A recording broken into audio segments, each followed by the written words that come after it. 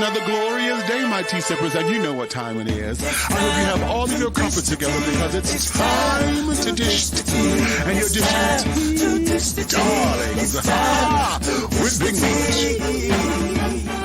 Can't wait. It's time to dish tea with Big Meat. It's time to dish tea with Big Meat. It's time to dish tea with Big Meat. It's time to dish tea with Big Meat.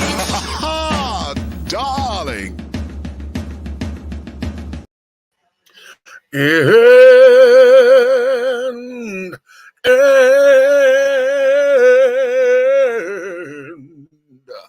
hello. Hello.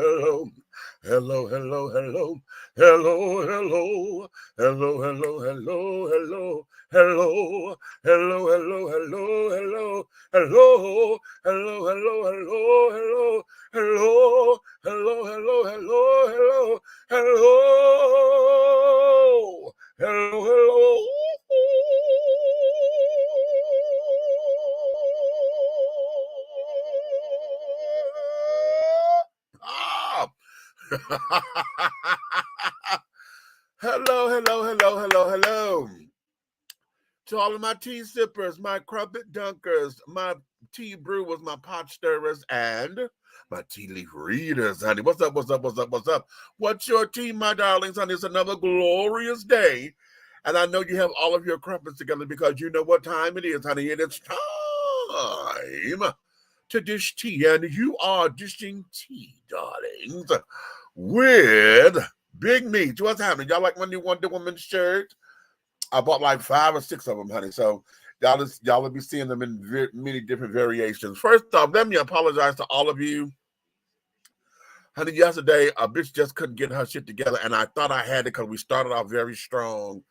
But I think what had happened, although I know yesterday I kept saying it's grief and carrying on, which it is. And then I also was pushing myself. I had a long day yesterday. And I don't want to accept it because I think I can change it. I have to start exercising more and carrying on to get my body used, to the push and stuff again. But one of the things that I'm noticing is that when I overexert myself, honey, and my body starts to shut down, there is nothing I can do about it. This girl would just shut the fuck down. And y'all saw that yesterday, honey. I'm nodding off. I was incoherent at times as far as my thoughts. Well, not incoherent. What it was, I was incomplete. I'm in the middle of a thought and carrying on, and my mind just went blank. And that happened 3 times consecutively. And I was like, oh, wait a minute, something's wrong. And y'all saw when it carried on. I was going to erase the episode, honey. I was just going to take it down because I was completely embarrassed. But I decided not to because one of the things that I am is very transparent, honey. And there are moments, honey, in life where shit like that happens. And the way how it looked, honey, if y'all didn't know me, y'all would swear I was on some kind of drugs or something and having a bad trip. Okay. Because when I heard myself and as I was going through it, I was like, oh my God, it would look like I was on some kind of drugs or something. And I don't do drugs, I only take prescription drugs and sometimes over-the-counter medicines, honey, when I got allergies or when I have been prescribed them because I have to take them. But I don't do that kind of stuff. So it may have seemed as though for those who may look at it or, that may be something across the way that they may say or whatever, but okay. So that there was that. So as I titled today's show, let's do it again, honey. We're pretty good. We're going to try to get through this one and do things a little bit differently and carrying on and all of those kind of things. So I may repeat some of the stuff I said yesterday, just so that we can get a cohesive show and so that we can get some information disseminated to you and carrying on. And also, honey, some of the new stuff that I have put on for today's show. So, honey, dishing tea, honey, as much as I do not like to claim my humanity, honey, because I love to live in the spirit and in the ethers and in the cosmos of it all, honey, because I believe in that particular realm, there are no bounds, honey. Humanity, we got boundaries and shit, honey, and we're limited down here. But I get slapped in the face like everybody else, and it tells me, honey, guess what? You human just like the rest of us.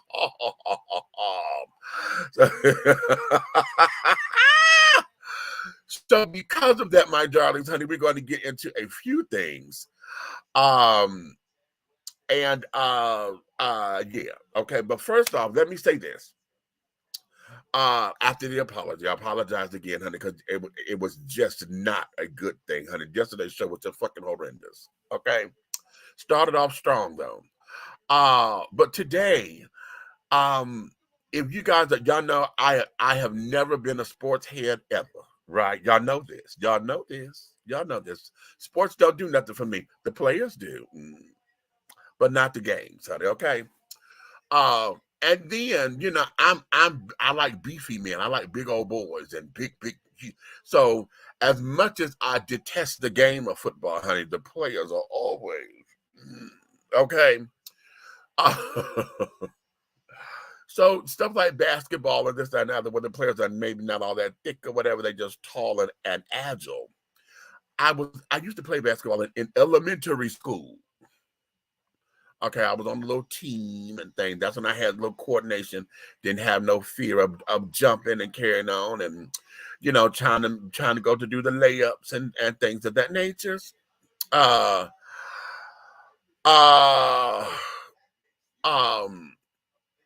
y'all know, since I have been a part of College Park Politics and on the Business and Industrial Development Authority Board, BIDA as it's called, and my name being up on the plaque, the commemorative plaque, saying that I was one of the people involved in the creation of the College Park Gateway Arena. I'm in the annals of history for real.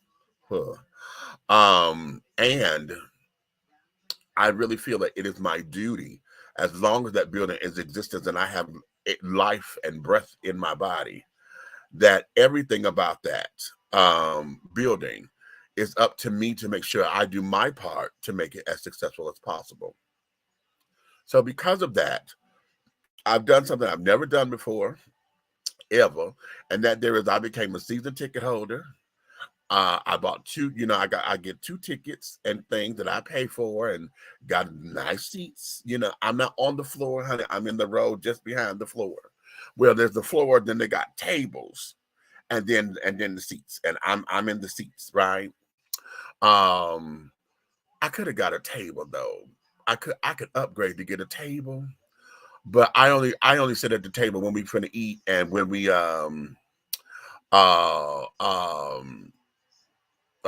when there's not people there, the folks who don't come and claim their seats, I hijack their seats until they come, right?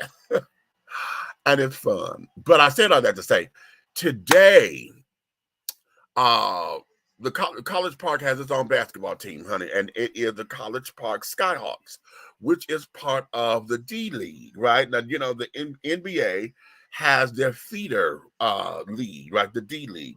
So there are many different teams. I think it's like 26, maybe I think it's 27 now, because today we had a scrimmage game. And for those of y'all who don't know what the scrimmage is, it's just a welcoming game that usually doesn't count for anything, almost like a practice game, okay? And so we had a scrimmage game, and we were playing the Birmingham Squadron. Now, that's Alabama, of course.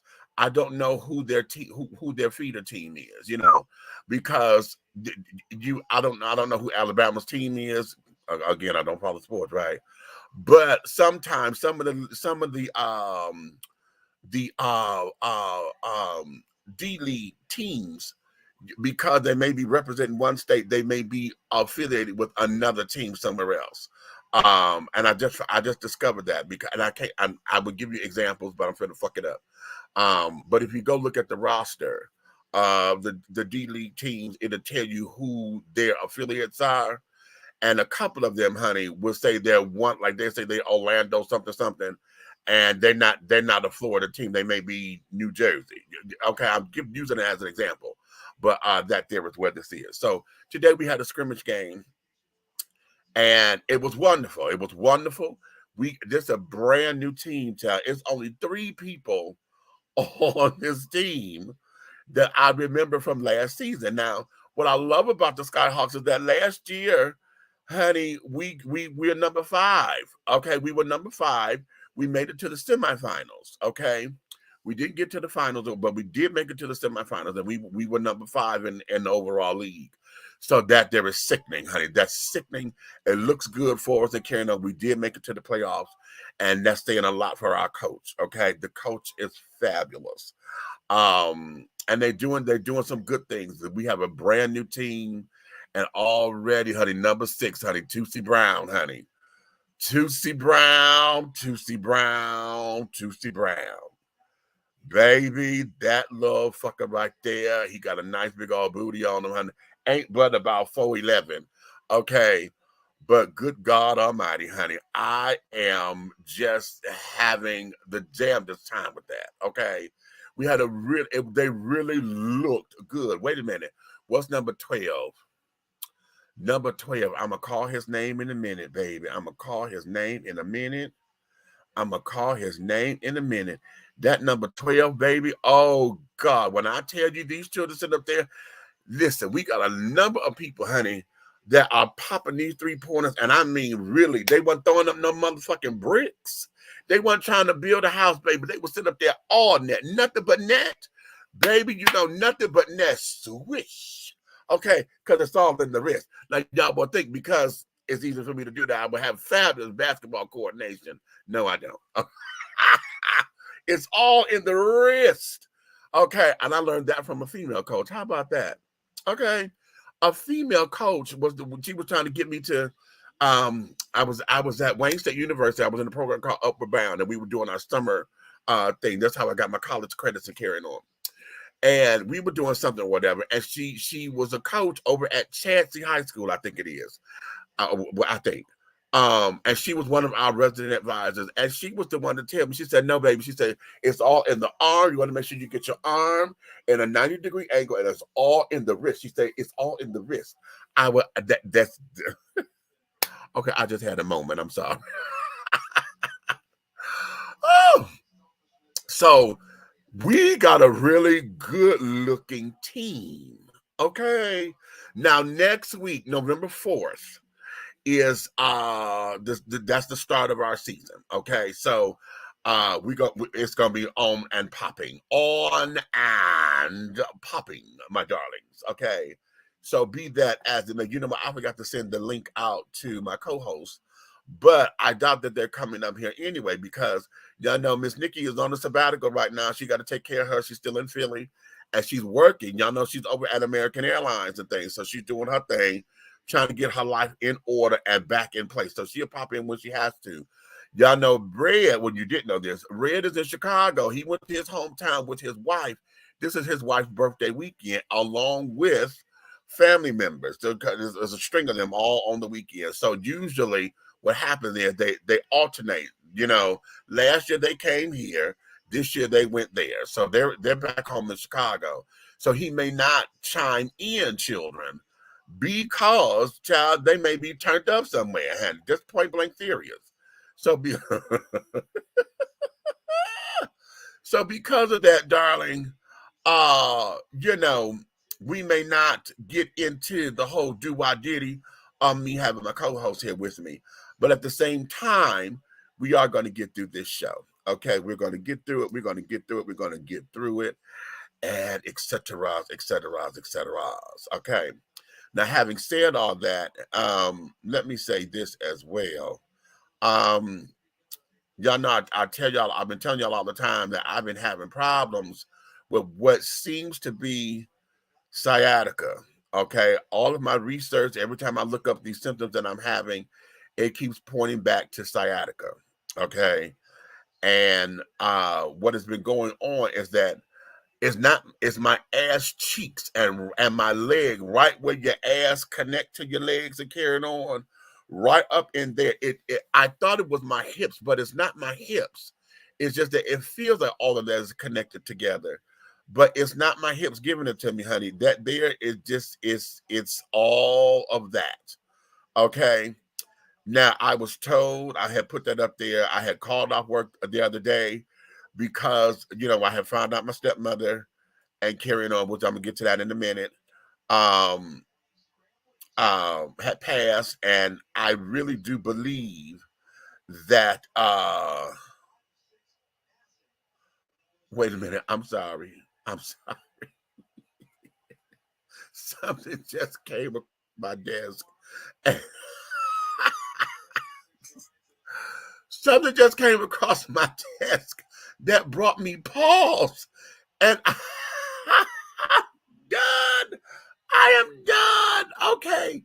Wait, I'm gonna put this. Wait, let me finish my statement. And I'm gonna give y'all this. But I am absolutely outdone.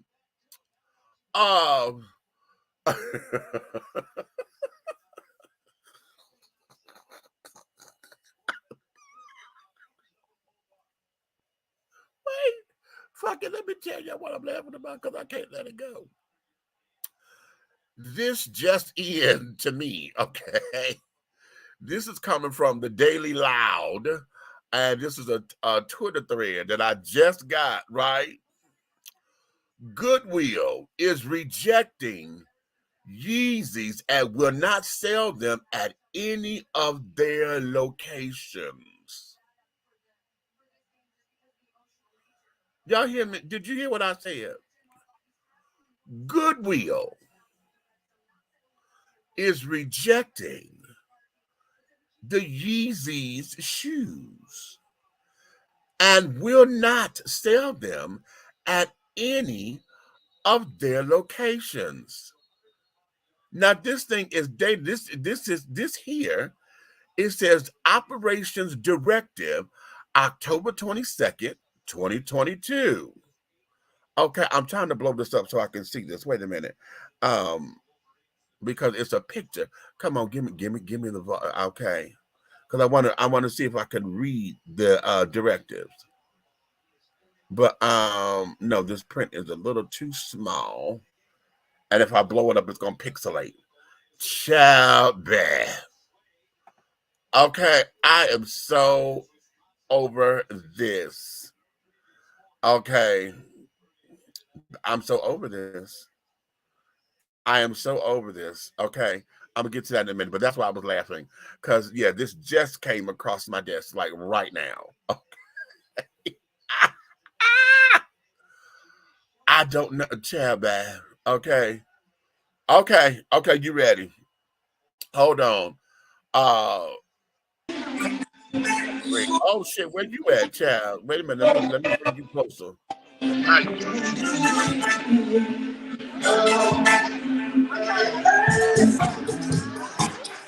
All right, damn it.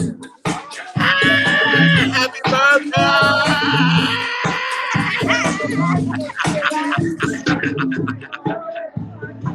Right, okay.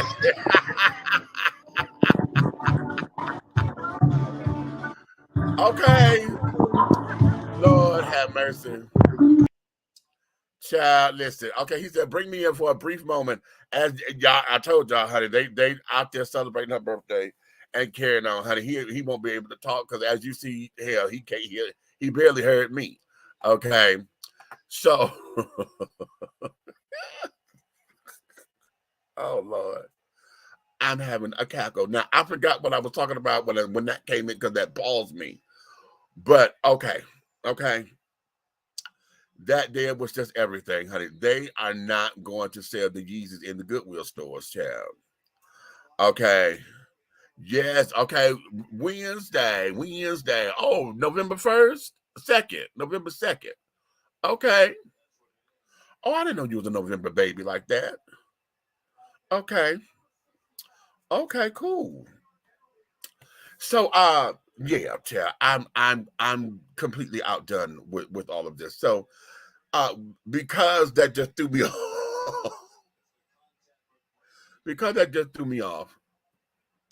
Oh, I know what I was saying before that. I was saying about why they wasn't, the my co-host and stuff being up in here, who doing what and carrying on. That's what I was saying. So, be that as it may. But we're going to get into today's show. And I want to highlight again some stuff from yesterday. And one of the things that was a very, very, very good look for us here at College Park or in College Park, we had gotten a lot of flack from some of the citizens of College Park because when the arena was proposed and everything, and this, that, and the other, there were a few of the the citizens and constituents who didn't think that it was going to, be a wise decision. And oftentimes because concert halls and convention style centers or whatever, they end up becoming a liability to the city a lot of times because they don't generate a lot of the revenue or, that's anticipated that a place like that should render. Okay. So we've been getting a lot of backlash about the arena. Now, the arena is only been up since 2019. Okay. So because of that, we are 3 years old now, and it's doing this thing. But then we got hit with the lockdown and carrying on. So now coming out of the lockdown, we're still being creative, and I must. Every time I talk about this, I must give the director of the GICC and the arena and also the golf course now. Her name is Mercedes Miller. So if ever you are in the city of College Park and you go over to the Georgia International Convention Center or the College Park Gateway Arena, always know that Miss Mercedes Miller, honey, she is the main artery that keeps the blood flowing through the veins of College Park. That sister there was able to do something with this arena. And I'm sure if y'all watched the television news last night, you will understand. When y'all saw that President Barack Obama was in Atlanta, Georgia, he was in College Park, Georgia. He was here at our Gateway Arena, the one that has my name on it. Okay. He was here and I was there. Now, I didn't get real close up on him or nothing like that, like I wanted to. But I was there. The pictures that I have are shoddy. I can't. This camera, honey, because I was on a 10 zoom, a times 10. I got pictures, but they're not crystal clear. Okay, and I don't like it. And I should have moved. I got mad at myself because there were moments where I could have gotten up and gotten closer, right? But instead, I'm sitting up here thinking about the girl that I was with, and she's on my board with me. And I'm sitting there thinking about Janae, and we were supposed to be trying to do this as ever, and I took it on myself to say, I don't want to leave her, blah blah blah. Well, didn't she leave my black ass, honey? She left me there. I'll be right back. And I thought she was going to the bathroom or going to get something to eat again. That girl went over to the VIP section, got her wristband. She got all kinds of video footage and shit, and I'm sitting there in the damn tail. When I tell you what it was, and how I noticed it, because I was on my way there and I bumped into her. I'm like, bitch, I'm sitting up here saving your damn seat and you hit it. Instead of just saying, Meech, come on or whatever. But I can't be mad at her because I'm mad at myself for talking myself out of not getting up when I had two different opportunities where the Spirit said, go right now. And I didn't. And had I left when I did, I would have met Jennifer Lewis because she was coming up the steps. Okay, and somebody pointed, there goes Jennifer Lewis. I said, Jennifer, I missed her. And carried on. Yeah, it was a couple of things. Actually, no, it was 3 times because y'all know Lexi. Okay, y'all know her because I play her all the time. Let me play this. I'm gonna play this, and you will understand. You will understand who I'm talking about. Where is it? Where is it? Where is it? Where is it? Where is it? It's further up, isn't it? Isn't it? Wait a minute. Oh, where's the damn clip? I see. You know what? Here it is. Y'all know her from here. Monica, I can't. I've tried, and you know what I found out? That I can't. No. I've looked into it, and I found out that I can't. I've researched it, and I found out that I can't. I saw her, right? And she was walking through, and she was over by my section, right? And as she was coming up the steps, everybody was videotaping, and I couldn't get through because everybody was in the way. And I couldn't get through, and I missed her. So I was a little bit upset with myself and carrying on and all of that. But Mercedes Miller, that sister there have given College Park, that epinephrine shot that sat down there and just woke up the world, because now the world knows College Park. The world knows because everybody was there. Everybody was there. All the news outlets and carrying on, they were there. And if they sent affiliates, they probably sent the local affiliates and carrying on, because all of the footage that you see of College Park, of President Barack Obama's visit this last time to endorse Stacey Abrams and Raphael Warnock and all the other children that's on the ticket, on the Democratic ticket, all of that is from the Gateway Arena. Okay. And that's a damn good look for the city of College Park. And it's a wonderful, wonderful tribute to who we are. I say this all the time, honey. We are clearly College Park. That's our branding. Okay. That's our motto. Clearly College Park. And where else are you going to find the College Park Gateway Arena? Clearly College Park. Okay, it's clearly College Park, which is College Park, honey, is the gateway or the doorway to Atlanta. Anybody flying here, honey, you got to come through College Park to get to Atlanta, honey. If you're flying, okay, you got to come through College Park to get to Atlanta. Okay. So that there is that. So I want to tip that off. Going back to the game and to the College Park Skyhawks. We have a damn good team going on here, children. And for those of you who are listeners and you're here in Atlanta or in Georgia at all, and sports is your thing, honey, and you're into basketball, I encourage you, come on down, come on down, come on down. They have tickets as low as $10. There's not a bad seat in the house, honey. You can see everything from everywhere. Okay. It's a groovy time, honey. It's a groovy time. The food is excellent with at the stations and carrying on. They gave us free food today. For those of us who came to the scrimmage game, they gave us free food today. And of course, I can't eat like I used to. So, child, I had the chicken tenders and French fry basket, right? And some water. I didn't get no soda, just got some water. Child, man, I brought it home. Okay, we usually not supposed to, but at the end of the game, honey, because it was food and it wasn't liquor, whatever, they were able to let me bring it home. So I brought home my leftovers. I bought waffle fries were delicious. Okay, and carrying on and carrying on. And the chicken tenders, honey, real chicken. Okay, not processed or pulled chicken from other. It was real chicken. Okay, lovely. So that there is that. Wait a minute, I saw a comment. Let me go to the comments because y'all been up in here and I ain't said nothing. Okay. Brickster, what up, Joe? Hey, Buck. We all had our bad on air moments, child. Okay, tell me about it. Hey, Road, what's up? No apologies needed. It's life. Tell me about it, child. Tell me about it. Turn on some George Clinton, Bootsy Collins, and Prince. Say it, Groove. Okay. Demetrius Williams. Okay. Oh, you tagged him. Okay. Well, thank you for that. Namesake, honey. Are you in Demetrius, honey? From one Demetrius to another. I don't know what's up with the reception, but you're breaking up just a little bit. Okay, honey. Listen.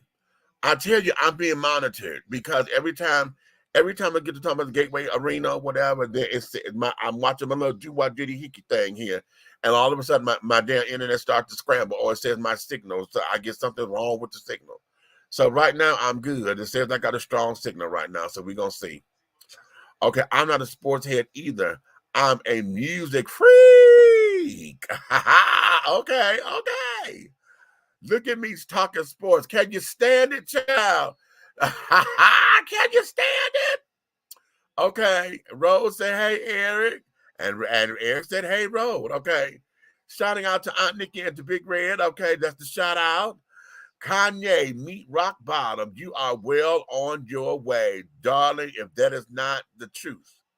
Okay, Big Red was in the building. He was for a brief moment. Okay, I put that up there, my B-Day. I'm a November baby too, at 2 pounds. Really? Okay. So now,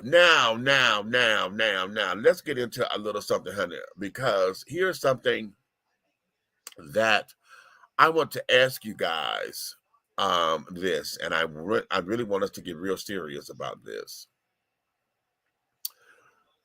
Safety. This morning, I had a College Park Citizens Association meeting, okay? And we're in partnership with Know Your Neighbor, okay? That's an organization out of one of the wards of College Park, Ward 4.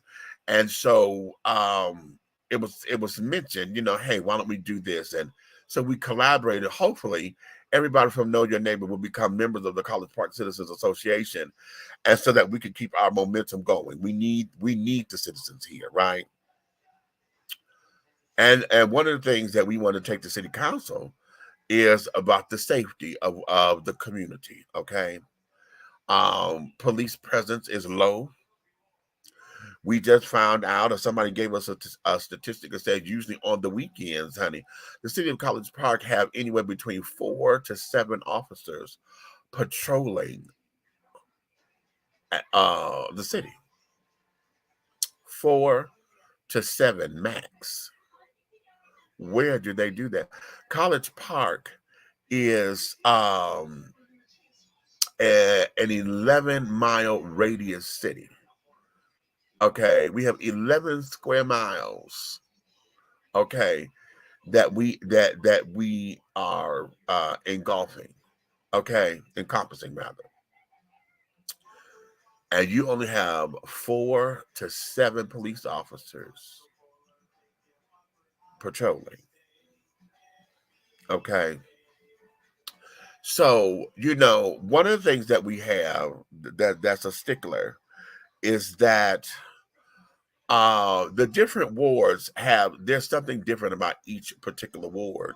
Ward 1 is known as Historic College Park. So anytime y'all hear about Historic College Park or whatever for Georgia, they're talking about Ward 1, and they over there they have a lot of our $500,000, 600,000.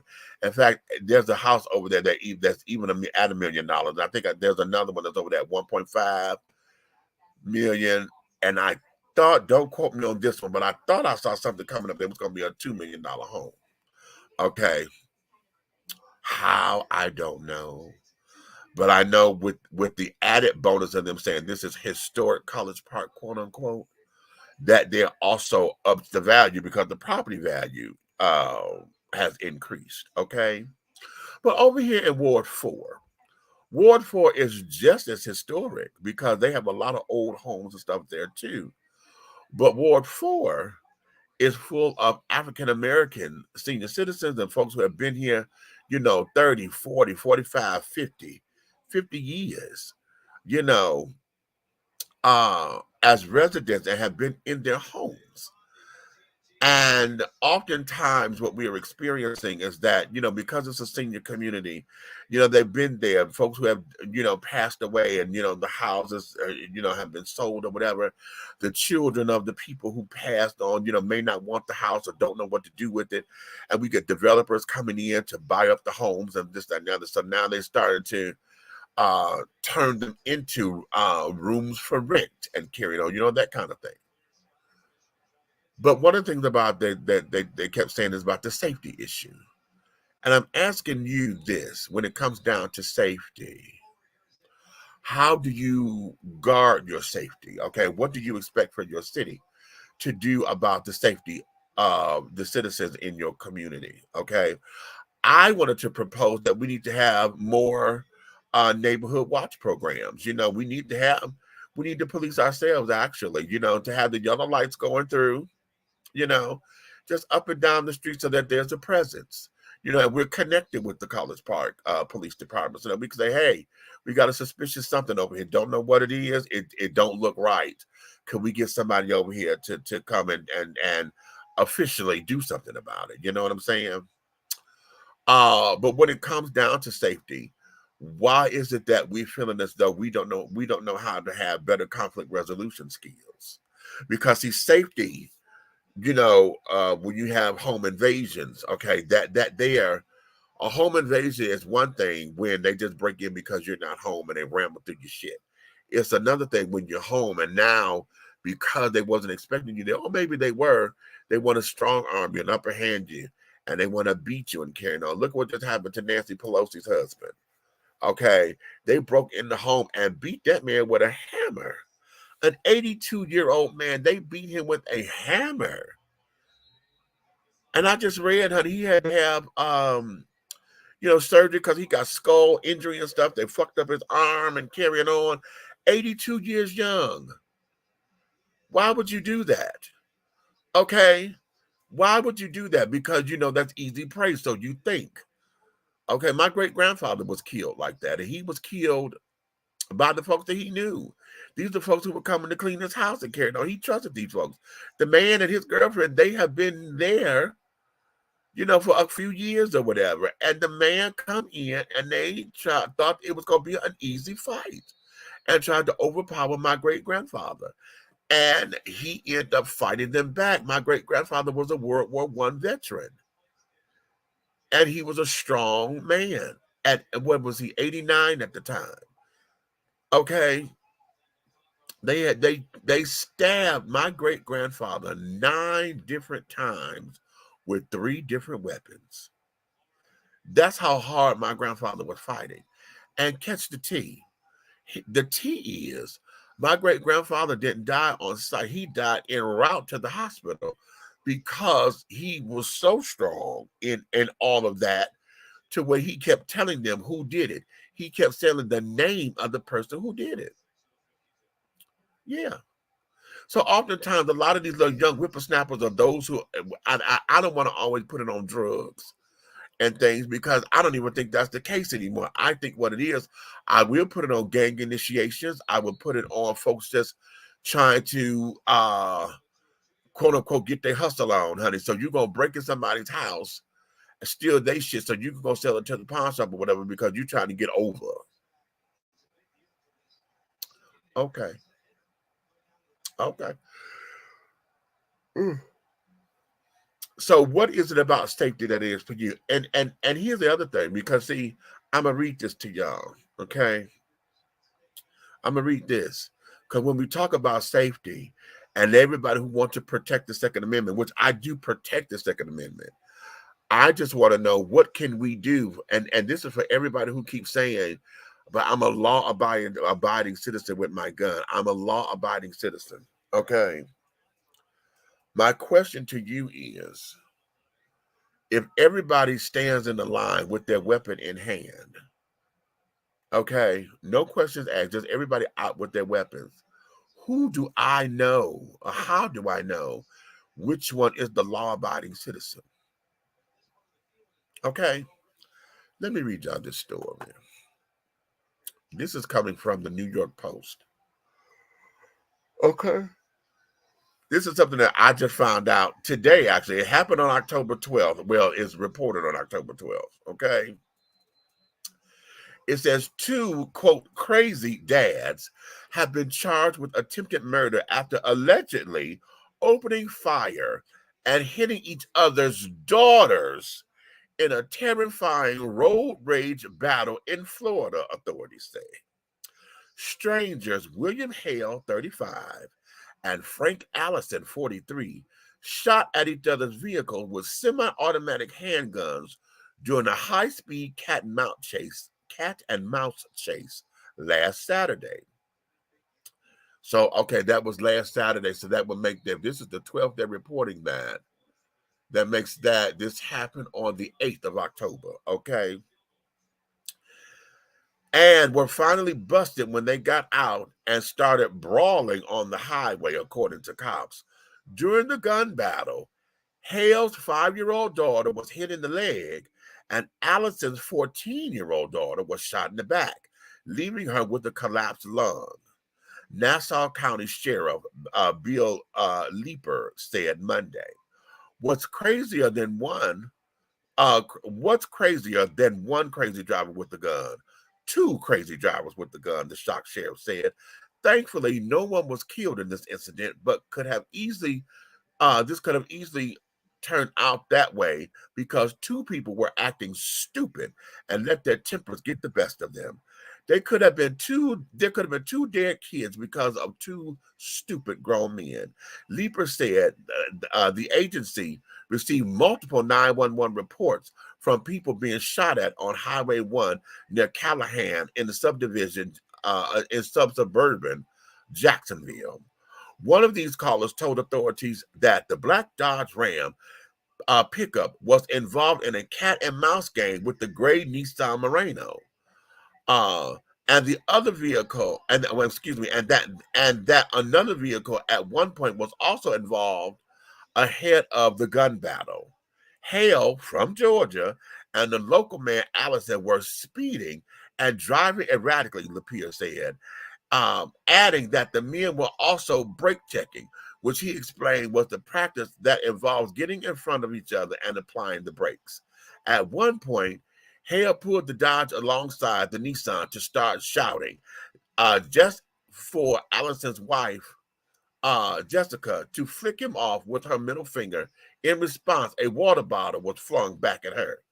The driver of the Nissan, Allison, then grabbed his Sig Sauer 45 caliber semi-automatic handgun and fired one shot at the Dodge truck before driving away at an average speed, Leeper said, saying the driver admitted firing the shot to get out of the situation. The bullet that Mr. Allison fired went into the right side rear passenger door and struck a 5-year-old girl in the right leg. Hale later told officers that he heard a loud pop, but thought nothing of it until everyone started freaking out in the back seat. He then realized that his daughter was shot. Okay, it has a couple more things up in here, but I'm not going to get on off into that because this is just fucking dumb. This is fucking dumb, stupid, and carrying on. Why? Why? Now, who's the fucking law-abiding citizen here? Huh? You fired because you want to get out of the situation. Why the hell didn't you just change lanes and keep on going? No, what it was, you didn't want to get out the situation, fucker. You wanted to sit there and prove a point because the dude threw a water bottle at your wife. So now this masculine machismo shit done kicked in and you want to prove a point. Okay. Now, for those of you who are wondering, hold on. Let me show y'all their pictures.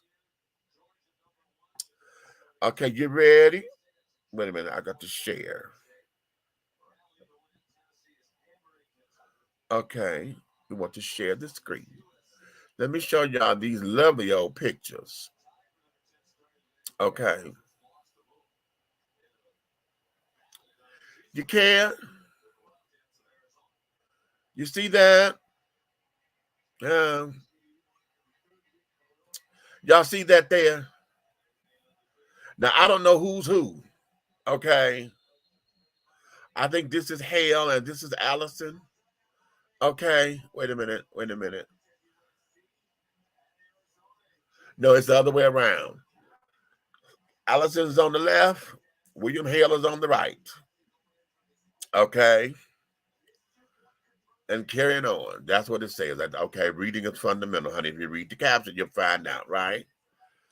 So this here, these are the two guys who done sat up, and because y'all pissed and going through road rage, y'all shot each other's daughters that had nothing to do with the foolishness that y'all was sitting up there doing on this damn freeway and shit. Nothing to do with nothing. So I ask you guys about safety.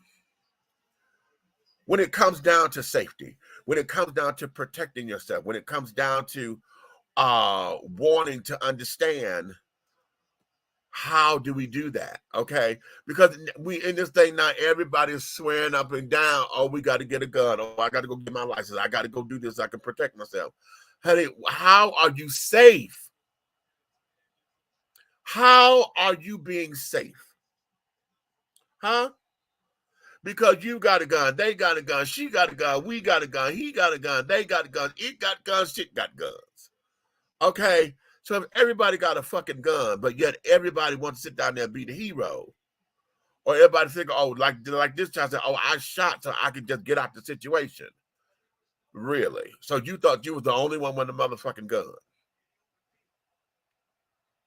Huh? So of course you didn't anticipate that you would have hit somebody. So now that you done hit the man's daughter, so now he got to come and get back because now there's a conflict. You shot at and hit my child.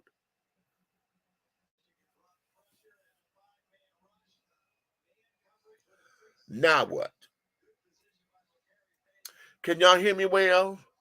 Am I fuzzy or anything? Because here I am I'm talking this Second Amendment shit, and I see that my signal is acting up again. Okay, I tell y'all, child, is there certain things, honey, that as much as we are fighting for democracy and the freedoms of other people, every time, honey, our shit becomes more and more difficult to fight. We are being censored and carrying on, and I already know it. I already know it. And this is not the first time. And see, I'm gonna tell you, this goes all the way back. Y'all remember when we had landlines and they would sit down there and listen to your phone, tapping your phone and shit? Y'all hear all that clicking and clicking and clicking and clicking and clicking on your phone lines because they were going in and out. Okay. Y'all can hear me, but the signal is fuzzy. I know. Because I'm talking about stuff that they don't want me to talk about. Now watch this. Huh? Watch this. Let me see.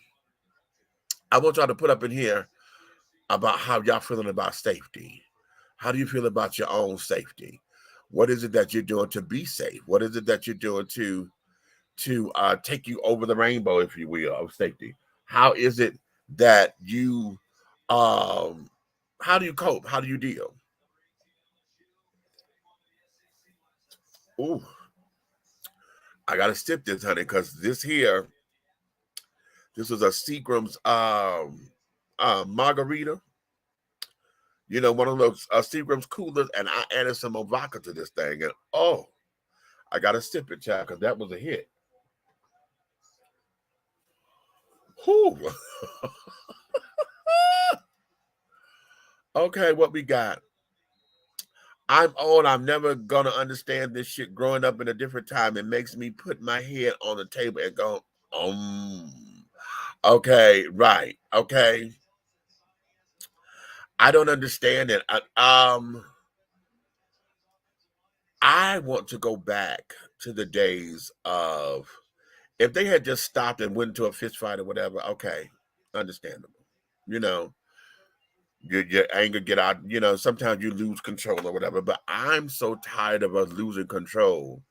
And the first thing that we think about doing is I gotta bust a bitch in the ass. I got to put a cap on somebody, or we've gotten so comfortable with it because until that there is everyday language. You know, it's part of our vernacular, honey. Oh shit, shoot that motherfucker. Okay, you need to be shot. That there has become our vernacular now, to where it's so much of a throw off to where it's ridiculous.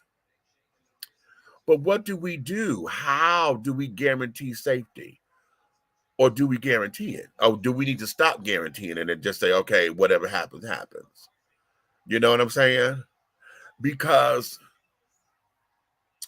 if I got a gun, you got a gun, I got a gun and a knife, you got a gun and a billy club, this one got a gun and a slingshot and carrying on. Or this one brought chains and brass knuckles and shit. What? What? Why is that? Why is that a problem? Why is that something that we're looking um to bring it to the forefront as far as the only means of being able to solve a conflict? And I miss the days of taking an ass whooping, honey, but like, okay, I can still live to see about it. You may be embarrassed, you may get your ass whooped or whatever, but you still live to tell about it. So what happened to those days? Why are we afraid of an ass whooping? You know, I ask that question all the time when it comes down to this, but the stakes are a little bit higher here. Because when we're talking about senior citizens, when we're talking about children, you know, and now the kids that got out of hand. Okay, the kids that got fucking out of hand.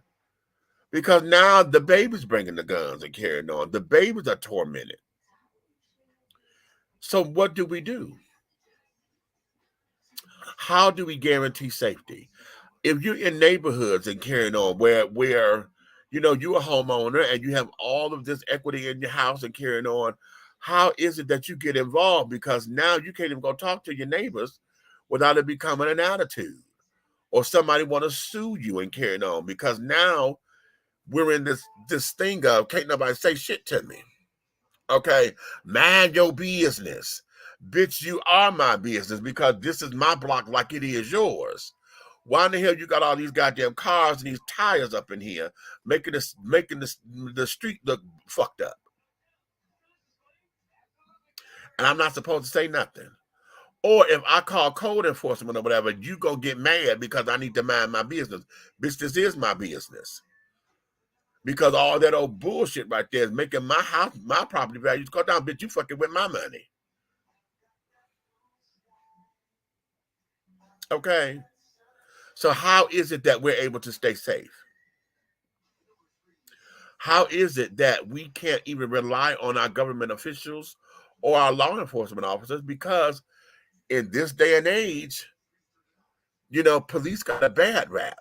And because of that, a lot of folks are opting to early retirement. Folks don't even want to go into the profession. So now how do we protect ourselves? What is it that we need to do? Okay, what is it that we need to do? It is to the point now here in Detroit that I rarely travel at night due to safety concerns, really. Okay, and definitely don't say nothing to anyone's kids. Listen, now I'm very old school, and I still believe in taking a belt to somebody's ass. Okay, but one thing is I'm not going to have no child sit down here and get real that way with me. Okay, because a child can't get too far out of pocket, goddammit. Now, I'm not going to tolerate that.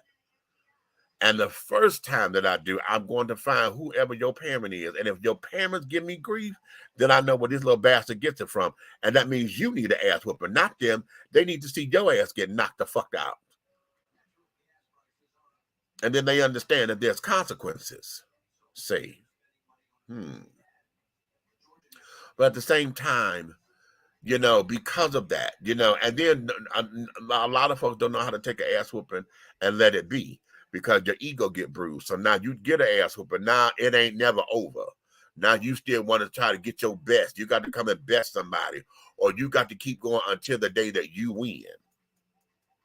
And oftentimes, and this is back when I was a kid, oftentimes, even though you try to keep coming back and coming back, it didn't happen until you was the one that got hurt.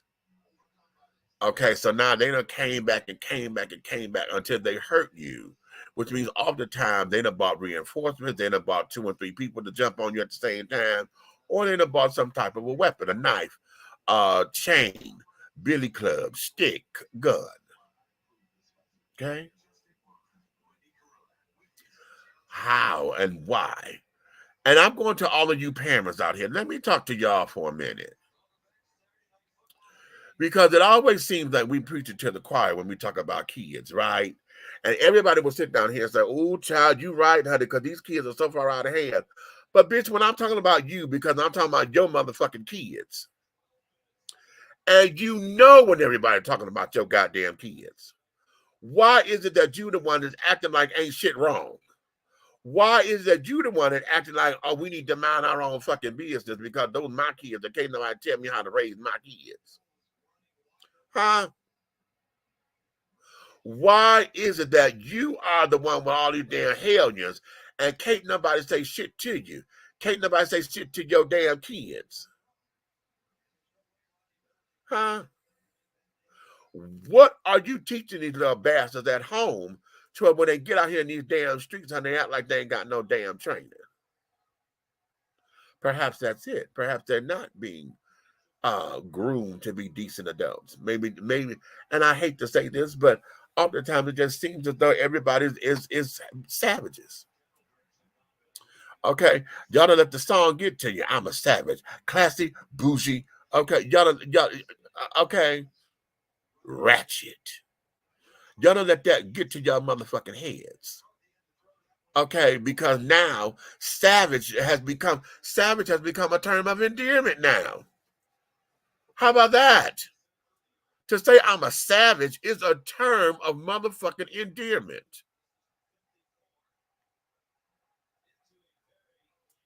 So now what? How do we come back to the happy medium?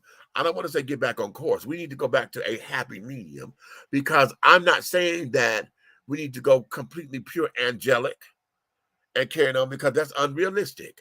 But I'm not saying that all of us got to be hellbound either. You know, and sit up there and think that being hard and cruel and retaliatory is supposed to be the way to go. Because that ain't it either. We got to have a balance. Because there are some times where you just may have to go upside a motherfucker's head. Because that's, excuse me. Okay, wait a minute. Y'all know I had them damn, I told you I had the french fries and stuff, right? As good as they are, child. I do this all the time. I have waffle fries. Waffle fries give me hiccups.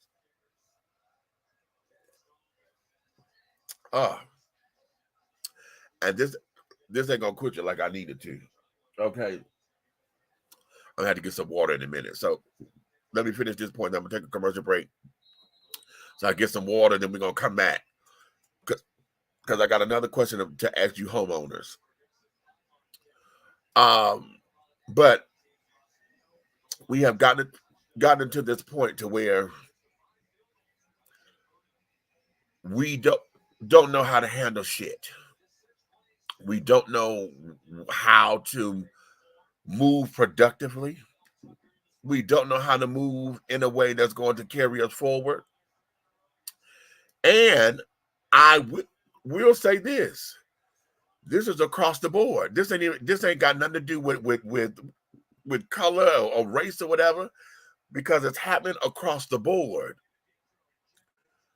In the Black communities and in the hood and carried on, we may experience or think that we see a lot more fights than what we see in the Caucasian neighborhoods and carrying on. But y'all watch TV and carrying on, and y'all watch the news just as well as we do. Y'all see all the time folks fighting because the tree is over. Oh, this is gonna get on my nerves. The tree is too far over on the property line, or it's always something. Okay, you firing your gun in the backyard or whatever the case may be. It's something. So this ain't got nothing to do with color and gender and the hood versus suburbs or whatever. This is an everyday thing.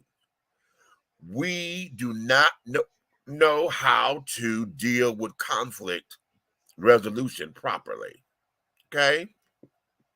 So now let me take the little commercial break, because y'all see I'm hiccuping, and I got to go. I got to go get some water so that I get this gas up off me, Chad. This is crazy. Waffle fries do it to me all the time. They're good as fucked up, but it gets me all the damn time. So, okay, let me do this, and I'll be right back in a few minutes. But when we come back, homeowners, I'm coming for you in a minute, because this came out in the meeting. And I didn't think about this until just now. We'll be back in a moment. How you all doing? My name is Jason Pander, and I'm the CEO and founder of B Condoms. Today I'm about to give you a demonstration to show you why B Condoms are the strongest condoms in the market. There's nothing better. What we're going to do today is I took one of our Platinum XL condoms, we're going to put it over a cucumber, and what I'm going to show you is that we can cut through this cucumber without actually breaking the integrity of our condom. Now you can see I put the condom over this cucumber. I'm going to take a knife. We're going to now cut through it.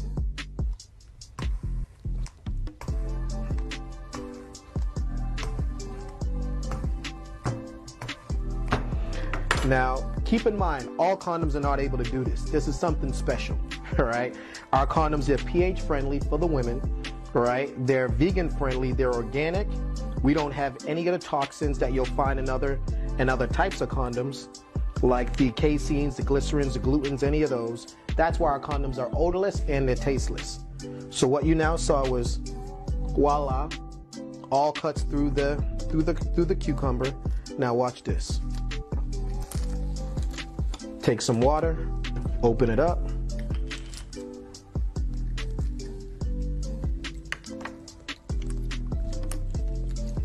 No holes.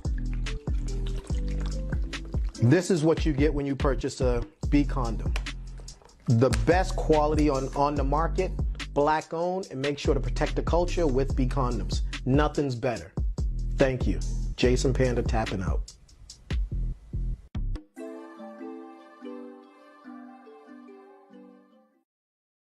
Welcome to Alo Nana.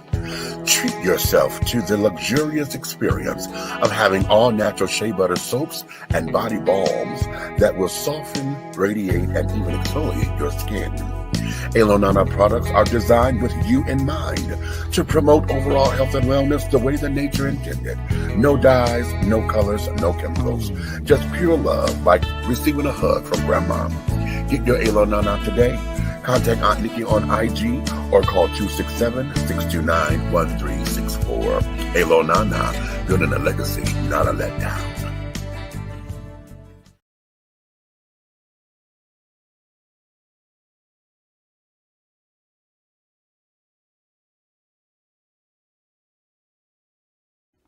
What's up, everybody? Eric Buckner here. You know Miss EB, Young Easy, Eric Buck, all that good stuff. Anyway, I'm here to kick it with y'all about this little podcast I've been doing. You know, I talk trending topics.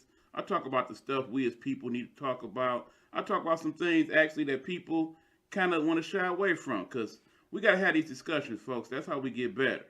You know what I'm saying? But anyway, hold on. Yeah, so anyway, you know, I do it Tuesdays, 8:30 p.m. You can check it out on Facebook, on YouTube. You know, it's a good show. I say get into it. Yeah, you want to know the name of the show? You said, hold on. Hey, you, get off my lawn. Yeah, anyway, that's the name of the show, by the way. Get off my lawn. Check it out, Tuesdays, 8:30 p.m. Let me go handle this. We're not asking for your permission.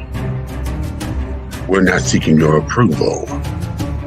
We're claiming what's ours in the name of our ancestors. We are their answered prayers. This is more than a movement. This is a revolution. Black innocence.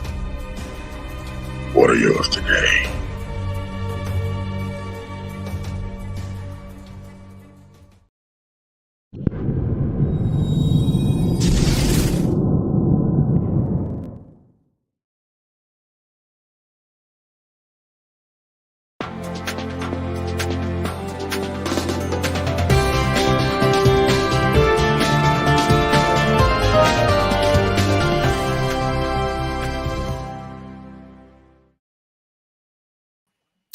Okay, and we are back. If you're just tuning in, honey, you are dishing tea with yours truly, Big Meat Johnny.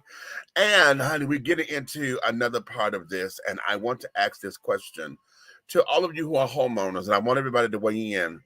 And I think what I'm going to end up doing is sectioning this part off, because I want to really, really understand a few things, okay? And let me put this proviso here as before I state this, because I get where it is, and having never been a homeowner before, I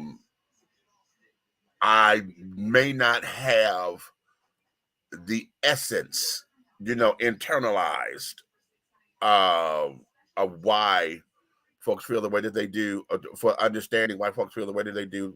But I'm going to ask this question because in the meeting today, I should have brought this up. One of the things that we hear all the time in communities is that you live in places and you've been there, you've established yourself and whatever, and you want to make sure that your neighborhood is sound, right? However, when people come in and your homes are now being inundated, or your neighborhood is being inundated with folks who are renters versus homeowners, why is that a huge problem for you. Now, I get, when we talk about property values and carrying on, but the ultimate question becomes, if you don't want renters in your neighborhood, where are they supposed to go? And I know this is sounding a little bit that way, and hear me out, because I'm trying to put some parameters on this and shape it. Oftentimes, when you're in communities and carrying on, the neighbors know each other, honey. If you are in a neighborhood versus and in community, okay, you know that, hell, everybody know 4 houses down the street. You know the pattern of people. You've established yourself. You know who's gonna do what. Okay, it's Friday night. They're gonna have the card game over here. We're gonna have all this goddamn traffic. But it's Friday. He's respectable. He knows. Or carrying on. We also have where we tell folks, hey, the neighbors are going to say, listen, I got something coming up. We're going to try to be respectful. It should be over by 10. We will have a lot of people, and you let your neighbors know so that they could prepare for it and things, right? But now what happens is, we were talking about this for us. We had developers coming in. So they'll buy up a house or buy up several houses, right? And instead of them moving into them or whatever, they turn those properties into rental properties. Okay. And we have a thing now to where the children are taking a house, making it 2, 4, 5, 6 bedrooms, and then they would break it off, and each bedroom makes a profit. Okay. So whereas if I were to buy the house and my mortgage is, say, maybe $2,400 a month. Okay, now that's steep, but okay. Instead of me paying the $2,400 one time for the mortgage, I done broke off the house and added rooms and bedrooms and shit. Okay. And now I'm having everybody in the place pay me close to the $2,400. So say for instance, if I done broke this off and it is a 4-bedroom house, but I done split it into 8. Because each bedroom, they're large enough, and I made 2 bedrooms out of each room, right? And so I charge everybody. If I charge everybody maybe $1,500 a month. Okay, so now you're paying for the room, but you got access to the kitchen and carrying on and all the amenities to the house. But everybody is paying $1,500 a month. Okay, so now we got 1,500 times 8. Let's do the math. 3, 6, 9, 12. Okay, that's $12,000. Okay, that you done made off of these 8 folks on something that you paying $2,400 for a month. Okay, now because you're renting, that means that now you're having transient people, because when somebody finds something better or whatever the case may be, they may get up and leave. So now you got to find somebody else to come up in here. So that means you got transient people, right? So in a neighborhood where these are houses that we've been here for 30 some odd years and carrying on, I don't get a chance to know these particular neighbors because they're not friendly to the community. We don't even know who they are. It seems as though we just got any and everybody coming up out of here, whatever. And so the look starts to, it doesn't look well around the neighborhood, So now it's like, okay, well, we don't want that kind of home in our neighborhood. Well, then where are these people supposed to go? Let's talk about that, because if we're saying that what we don't want in the neighborhood, then are we suggesting that we have to carve out sections for this kind of living? Or are we saying that this kind of living doesn't need to exist, period? See, because it becomes one of those things where I'm not bothered, I'm not mad at the program, and I understand people need these kind of programs or whatever. But do we want to have that in our community, in our neighborhood? And so if everybody is saying we don't want that in our neighborhood, then what neighborhood is going to do it? Didn't they say that about blacks and carrying on? They said it about gays. We don't want that in our neighborhood. What neighborhood? What neighborhood is it? Where do we go? How do we distinguish that? Okay, or is it all about zoning? You understand? Is it about zoning and code enforcement? See, this is why your votes and stuff are important, because you have to understand your zoning officers and your code enforcement and carry on what they do.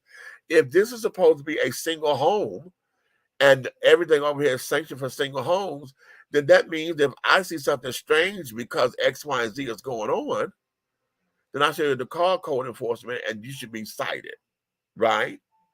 And now here's the thing about the sites, because this is what I need to ask the code enforcement officer. How many times do you put a fine on them before you make them move or do something else? Because as far as code enforcement is concerned, hell, most folks who feel as though they got the coin, they would just sit down there and just pay the fine and say, okay, fine, go up on their rent, so that these folks end up paying the fine. And then what? And then what? Okay. So I'm asking you, homeowners, come on and weigh in. Don't get quiet on me now. Weigh in and let me know, what is it that we're saying? Okay. Are we saying that we need to carve out special places in the neighborhood for these kinds of homes? Or are we saying that code enforcement need to be utilized to do their jobs a little bit more? Are we asking for folks to vet these folks out? Because that's impossible to do, as far as the vetting is concerned. And carrying on now. And folks, when they get the house, they ain't got to tell you that they moved. Did you tell your neighbors you moved in when you bought the house? Or whatever the case may be? Did you go and have a ceremony and say, oh, hi, I'm moving in now? You didn't do that. So why would, you didn't share all your business with your folks? You know what I'm saying? So what is it that we're looking to do? What is it that we're asking for so that we can have some clarity on this? Because here's the thing. Now, here in College Park, I'm in Ward 2. Ward 2, we are only apartment living, and we have businesses. We don't have single homes. Okay. We don't have an opportunity for folks to go into home ownership in Ward 2 because we don't have any homes. Okay. Which is one of the things I've been fighting for, is affordable homes and affordable housing, workforce housing. See, and there's a difference. I think we said this a long time ago. There's a difference between affordable homes and workforce housing. And workforce housing is just a step up from affordable, because workforce housing means that they're building that because they know these folks do go to work. Okay. Most of the time you hear workforce housing because they're encouraging those who work in the city to move into the city, buy these particular homes. They give them all kinds of incentives and carry on to buy and move into the city so that they can live, work, and play right here in your own backyard, right? Affordable homes means that you are building these particular homes, and usually they're not necessarily the best materials. You're building something that's affordable for somebody who's on the median income, the $15 an hour, to where they can buy a $180,000 home and say they're homeowners. A lot of those houses that we call starter homes or whatever, they could buy those particular homes and become homeowners and blah, blah, blah, blah, blah. But a lot of folks don't like affordable housing, because affordable housing means that that opens up to government programs, the Section 8s and all that kind of stuff. And it means that folks, it can bring about undesirables. Okay, you will attract those who may not be the best money managers in Canada. They may not be the best at keeping their homes up or whatever. If you're not mechanical around your house, that means you got to have a rainy day fund to pay a gardener or pay little Johnny down the street to come and mow your grass or whatever. If you're not about flowers or whatever, you got to pay somebody to come and plant your flowers, to get your cute little flower bed in front of the house to make it look nice and cute, and those kinds of things. Okay. So here we are. What does that mean to everybody? Okay, what is that? What does that mean? Okay, what are we asking when we're saying that we don't want that in our neighborhoods? Okay, why is that? Okay, now a lot of the reasons, because some of the stuff that I heard that's going on. Okay, I didn't know what's going on. It was like, how did they not tell nobody that? You know, you got halfway homes and carrying on. I mean, here in my apartment complex, the apartment complex had a halfway house up in here. Had two of them. Okay, we know we're already dealing with programs for folks with mental illness and carrying on. Okay, and you know, assisted living and that kind of thing, or I should say independent living. Okay, they make concessions for that. Over here, my neighbor across the hall, what, a couple years ago, just before the lockdown, maybe 17, 18. Damn, time that went by so quickly. This girl, she went off her meds, that broke out all her windows and carrying on. She went around this entire 42 building complex. And when I tell you she took trash and just threw trash everywhere, she took, hell, I didn't even realize it was my damn furniture. I was coming home from work. I had put my card table and my chairs on the back. And she had been all up on the porch and took my shit, threw it all everywhere and carrying on. And everybody else's shit. She took barbecue grills and things, clothes. That bitch lost her goddamn mind. Okay. They had to take her out of here. They had to stretch her out. One carried each one of her limbs. She was naked, and they had to stretch her out and put her in the car. And you know what? The problem that we were having was, because they come up in here up under these programs, it's not so easy to say, oh, well, we're going to kick you out. There's a protocol that they had to go through. And the last time, and listen, you hear what I said, the last time was when it happened, and they said, okay, we got to get rid of them. Okay. Because I think it was like they had like 3 times to do that and carrying on. I only know 2. I was told that that she had a 3rd one, and I missed it. But she had broke out twice. I know that. All the window, honey. They broke all that shit out.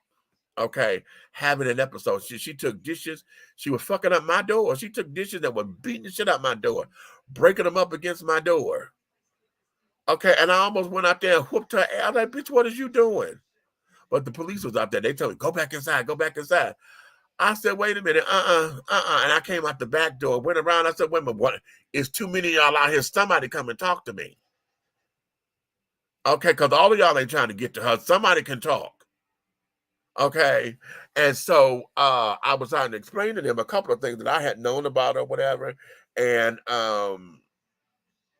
yeah, so that they can have some kind of information or whatever. But no, they're going to have me hemmed up in my house. Okay, no. So I said all that to say, yeah, we have mental health issues and carrying on, and they allow that here in Embarcadero. So the question still remains, what is it that we're saying that we want? Okay, because if you don't want it in your neighborhood, then where are they supposed to go? Where are the renters supposed to go? Okay, Airbnbs. Airbnbs are illegal here in College Park. Okay, we're not supposed to have Airbnbs. If you got a house, you're not supposed to use it as an Airbnb.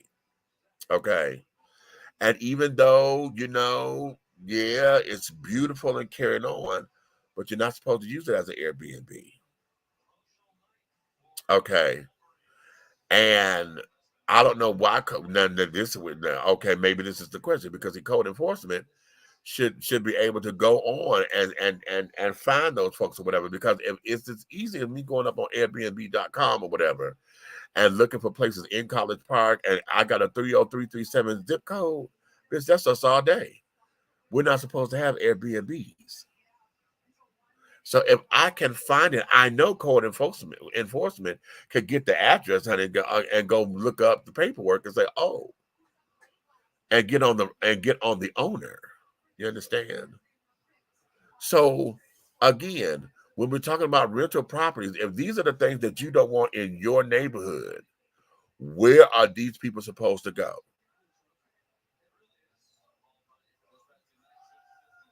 That becomes the question.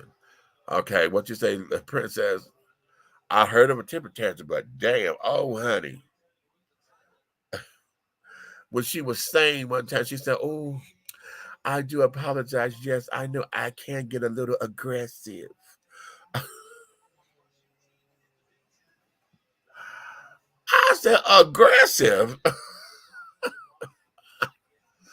Bitch, that ain't aggressive, honey. You just became the fucking Tasmanian devil." Okay, aggressive. Oh, have mercy, have mercy, have mercy, have mercy. So I'm gonna throw that out there. Yeah.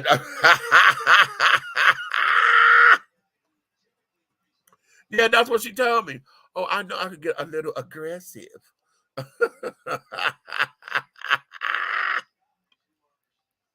Child, I screamed.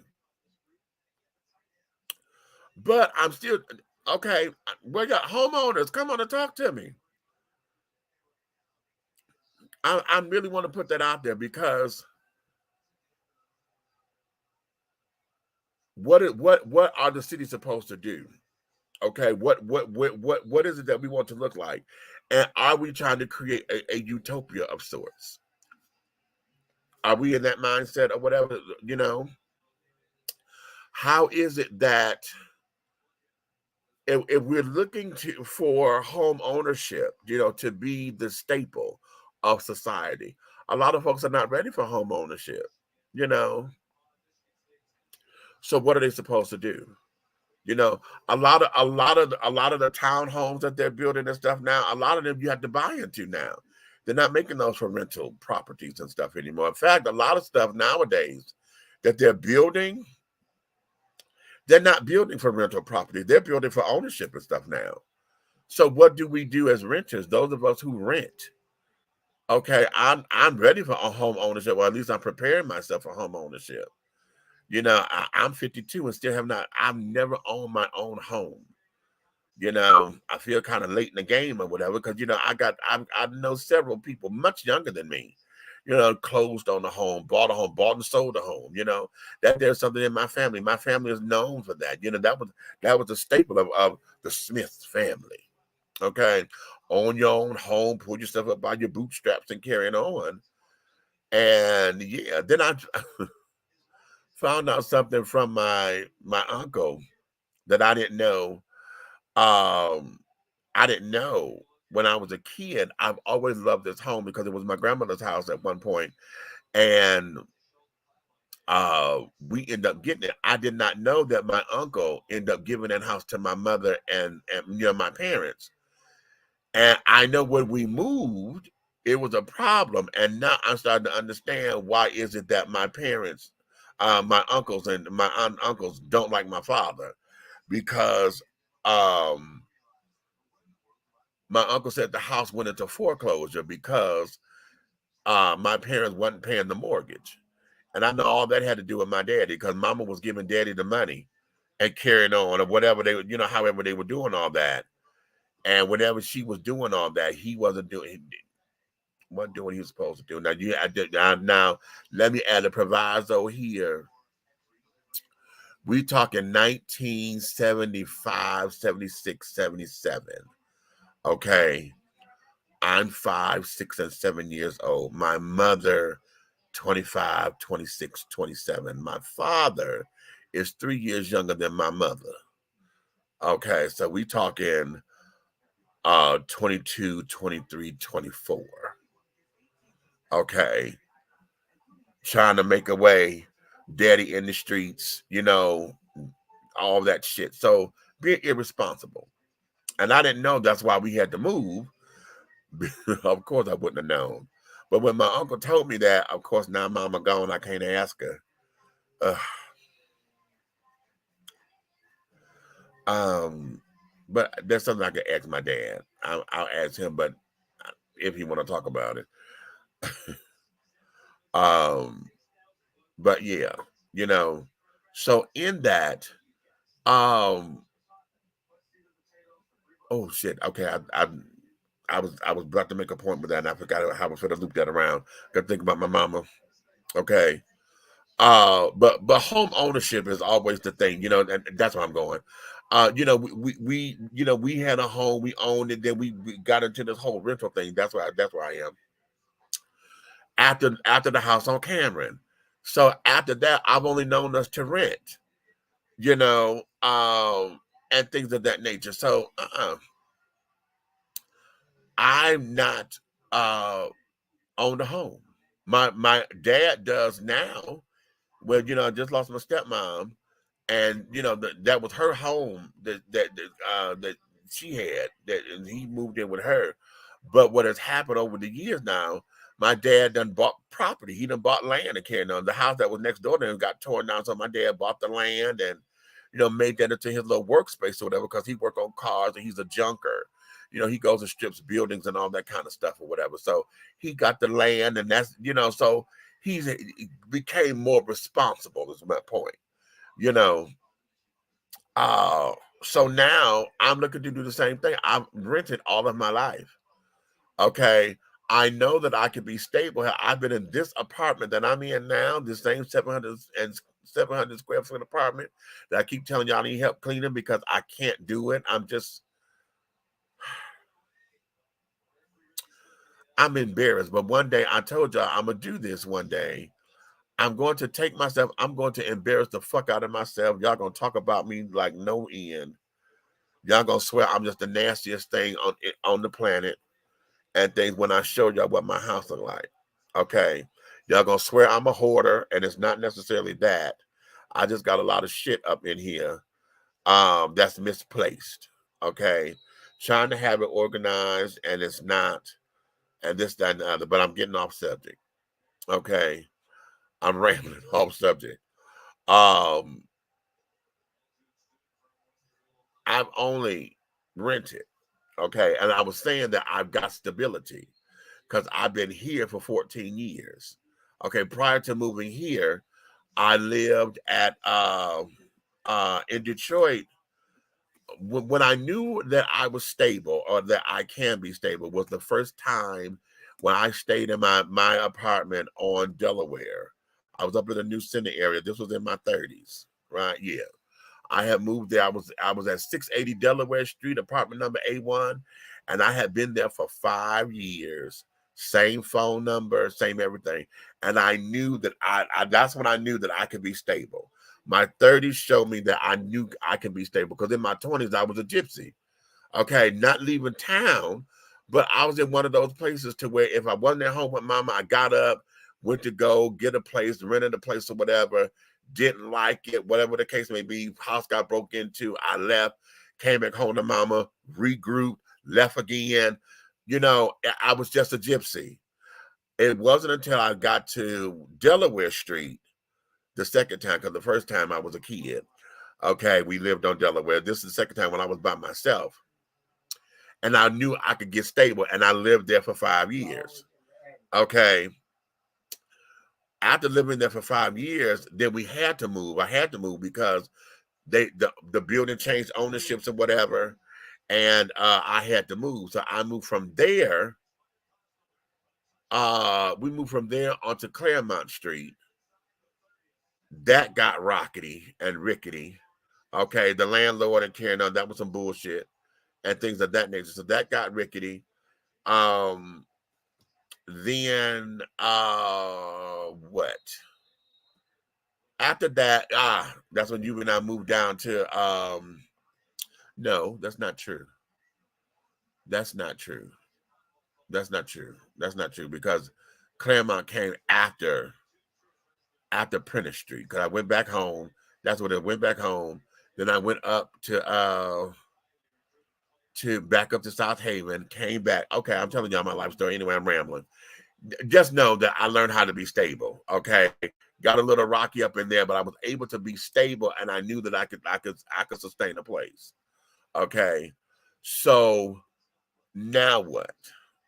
So if I want to go into home ownership, okay, I'm ready, or at least I'm preparing myself to be ready. You know what I'm saying? But what if those who are not? So now, as a home, for those who have homes and have built communities, what are we going to do about the renters? How is it that the renters are able to sustain themselves without feeling as though they're bringing down your property values or whatever. Okay. That's a good question. I prepared for home ownership myself. Okay, baby. Okay. So, all right. That there is that, children, on that particular note. All right, let's do this. I want to play a couple of things that was put into my spirit a few days ago. But yeah, let me do this. I'm gonna start. Let me start here. I'm gonna show y'all this because this goes back to safety. Okay, this goes back to the safety thing, and then I want to ask y'all about conflict resolution and stuff. And here's the bigger question: would you ever raise your hand to your parents, your mother, your father, or whatever? Would you ever raise your hand? Would you ever get into that kind of argument with your parents to where you get the name calling and carrying on? I would say I've done this with my dad. We got it to a massive, but that was one of them. It was a needed moment. Okay, and I told y'all that it was Halloween 1992. I was 22 years old, and because of how he called my name, I went off because I didn't feel as though he deserved that. He didn't earn the right to call me like that. But what do you do, honey, when your parents drove you to this particular point? Take a look at this.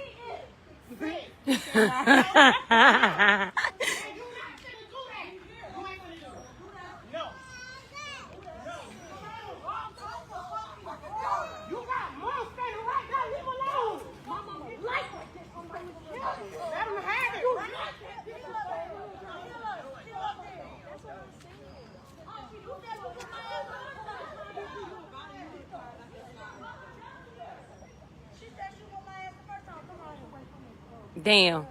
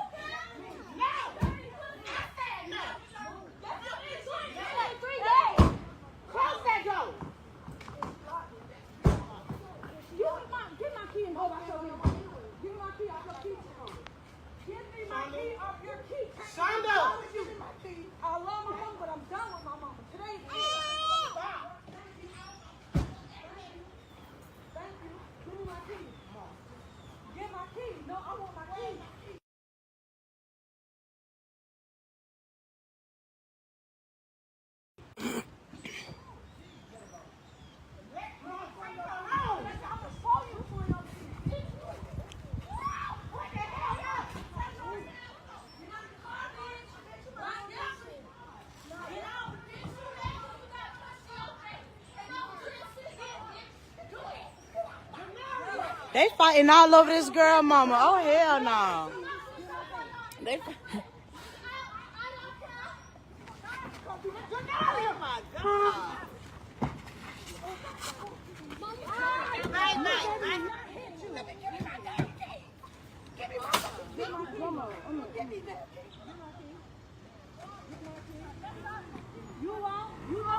You got the address, bitch. You got the address. You got it. You got it. Damn, they nosy. Party's over, folks.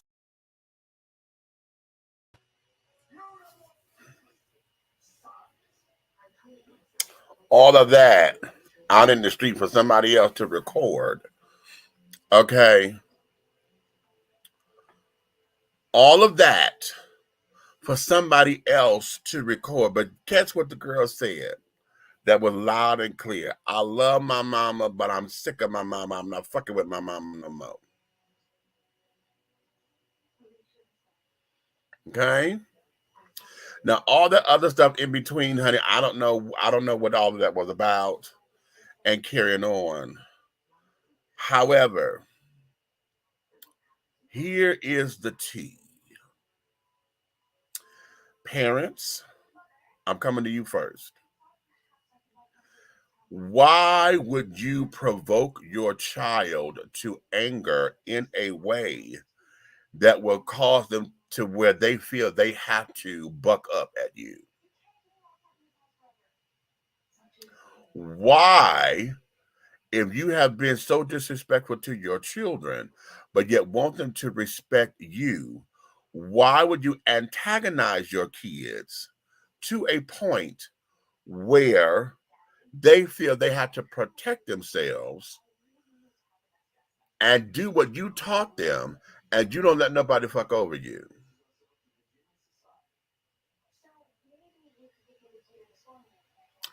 Why would you put that into the ethers? Huh? Why would you allow that to be something that will bring about ridicule and scorn or whatever? Why would you do that to where you actually have to physically defend yourself against your children in such a way? Huh?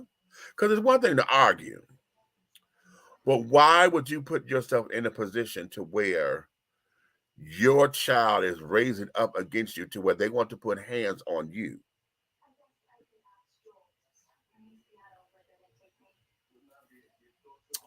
Children, what in the world, honey, possesses you to think that this is something that's supposed to be absolute natural protocol? Huh? What in this world are we so into this damn reality show type living, reality show TV type living, to where I'm just going to set it off all the time? I'm going to set it off. I'm going to keep it real. I'm going to be real. I ain't going to take no shit off nobody, not even my own motherfucking mammy. Okay?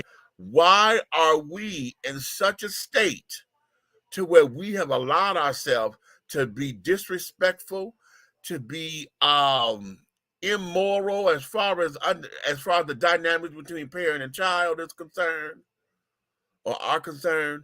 Why have we allowed ourselves to think that that's cool? Why have we allowed ourselves to think that there is something that's okay so that we can get likes and clicks on social media or something? Why is it? Let me tell y'all something. My brother, God loves, listen, I miss my brother, okay? But my brother had to tell his friends. They didn't understand the dynamic of my household, okay?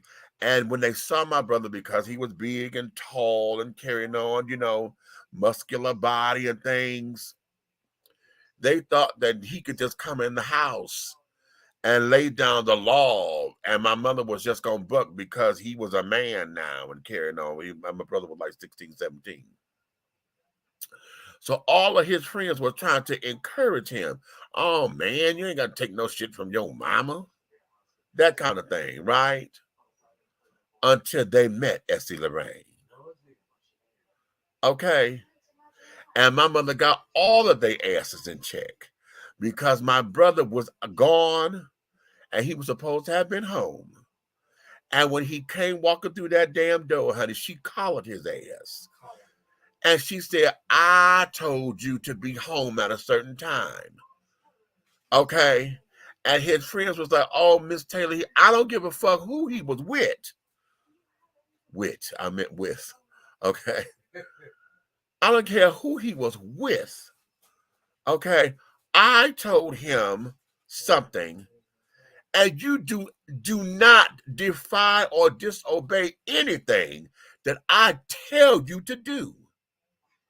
And when she collared him, that was when my brother's friends understood the power of my mother and how she runs her household. Okay? Because they thought that, oh, he's so big and tall that my mother would be scared of him. And that's why I get that attitude now. There's nothing that comes and breasts this earth after me, honey, that I should ever be afraid of. And especially in my own house. The fuck is this? Okay, what is this? What? Hello. And yet, children nowadays, y'all done got this shit twisted.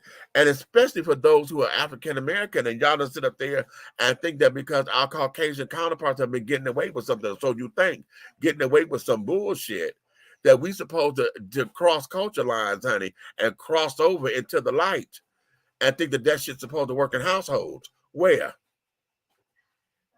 Where? Why have we allowed this kind of behavior to become normal? Huh? Or is it, or let's look at the other side. Is it still not normal, but because of social media, we now have these kinds of things to where it highlights what's going on to make it seem like it's becoming more normal, but all we got is just displays and everybody's sharing the same shit.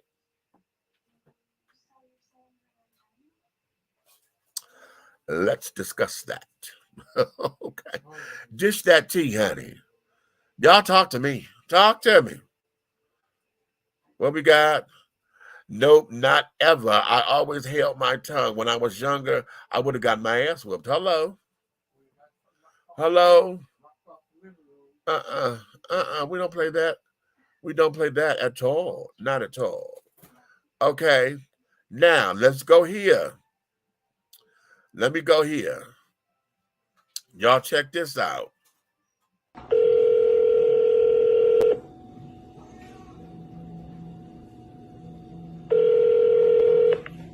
Academy. Hi, good morning. I was calling to see if I could be added to Class Dojo. Somehow my access was revoked. Who is this? Jasmine Cooley.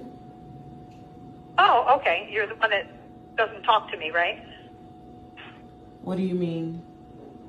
The other day in the lobby or the other week in the lobby when you wouldn't even look at me or talk to me? So you revoked my access because I didn't talk to you? Yeah, I did actually. Okay, well, I need access to my children. Like, what are you talking about? Well, hold on one second, please. Yeah? Well, yeah, I mean, people usually talk to me when they're at my school and in my lobby, and I didn't understand why you didn't. Why do I need to speak to you in order to come pick up my children? I literally signed the paper and I picked up my children. You stopped talking to my children. How do you feel like this is personal by taking... Now you're all talking, huh? How do you feel like this is personal by revoking my access to the children at school?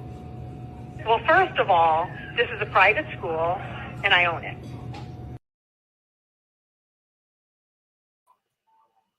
Okay, talk to me, children.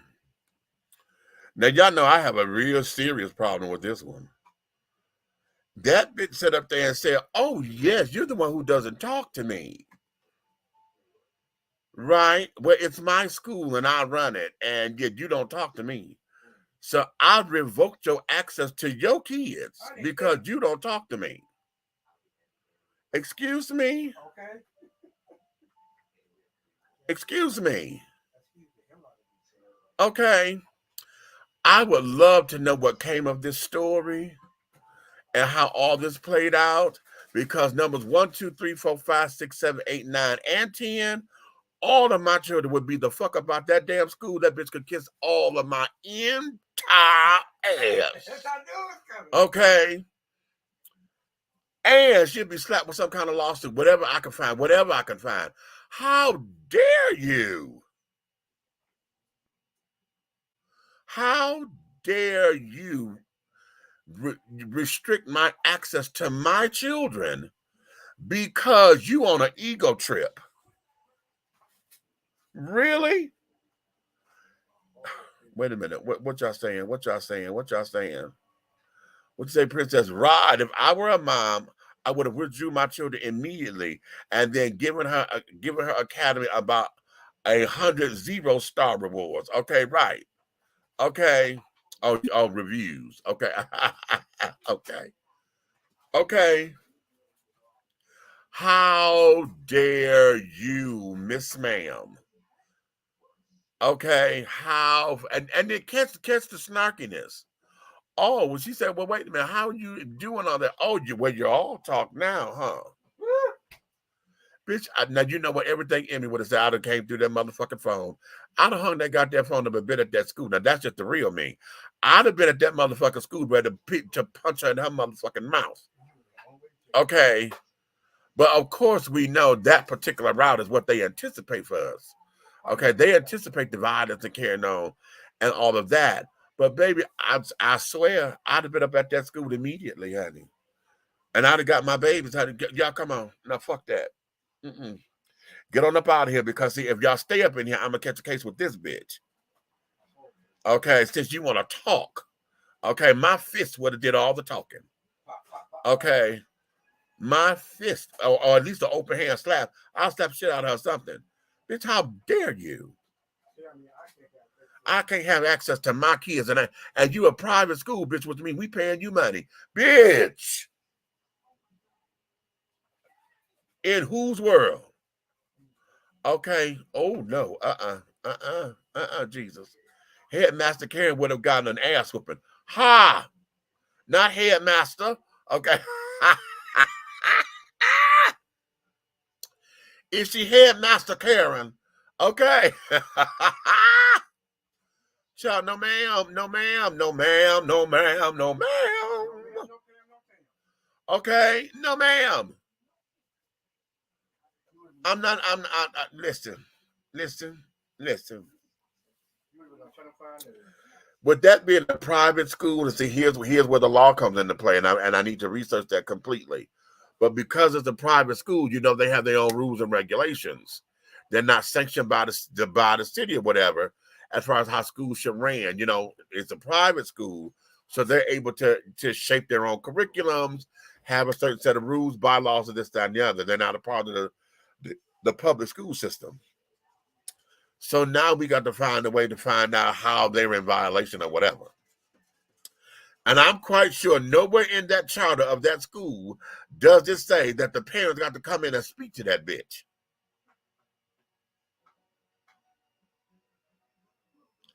And if it does, and you didn't read it and sign your John Hancock and Jane Hancock or whatever on that dotted line, then I bet you we're going to start learning how to read from now on, don't we? Amen.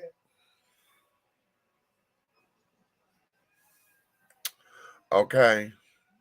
I bet you we'll read from now on.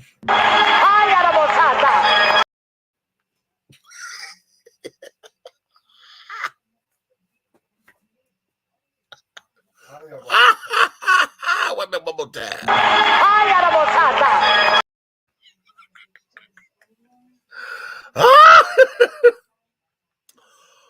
Whoo, that just tickles me, child. That just tickles me. Yes, God.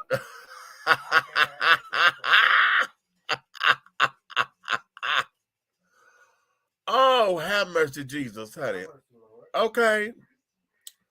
So yeah. Okay. Yeah.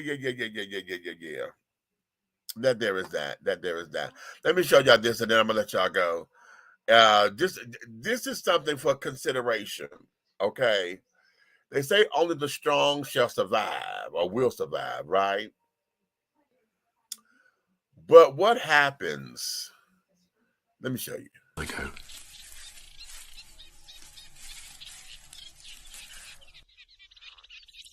This time, there's some success. The first egg landed in the water.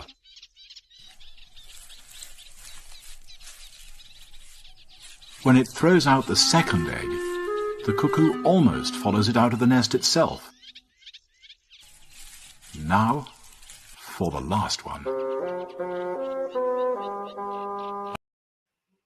How about that? How about that? How many of y'all? I love this particular video because I never known this about cockatoos or whatever. But they're saying that this is from a documentary, and this is only the clip that I found. I need to see this in its entirety. But when I did the research on it, they're saying that, yeah, cockatoos, honey, when the first hatchling, they kick out the other eggs out the nest. That's what that thing was doing. So that it's the only one that's going to survive.